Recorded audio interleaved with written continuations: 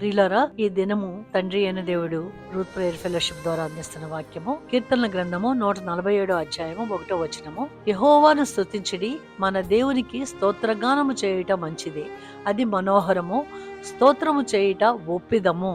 ఈ వాక్యం మనకి ఇవాళ ఆదివారం కదండి, దేవుని సన్నిధిలోకి మనం వెళ్ళవలసి ఉంది.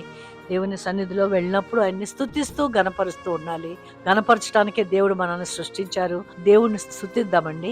వాక్యం సెలవిస్తోంది, యెహోవాను స్తుతించుడి, మన దేవునికి స్తోత్రగానం చేయుట. స్తోత్రగానాలు ఏమని చేద్దాము? మనము పొందుకున్న ప్రతి మేలుని జ్ఞాపకం చేసుకుంటూ దేవుని యొక్క గుణగణాలని, దేవుని యొక్క గొప్పతనాన్ని, దేవుని యొక్క నామాన్ని మనము ఘనపరుస్తూ స్తుతించటం మనోహరము, స్తోత్రము చేయుట ఒప్పిదము. అనగా అది జరగవలసి ఉన్నది. ఇంగ్లీష్ లో కూడా ఉంది కదా, praise the lord for it is good to sing praises to our god for it is pleasant and praise is beautiful. మనోహరము, స్తోత్రము చేయట ఒప్పిదము.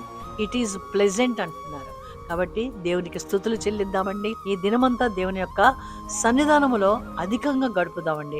6 రోజులు మన జీవన విధానంలో మనం పరుగులు పెడుతూ ఉన్నాము. 7వ దినము దేవుని సన్నిధానములో ఈ దినము మనం గడుపుదామండి. ప్రార్థన చేద్దాము.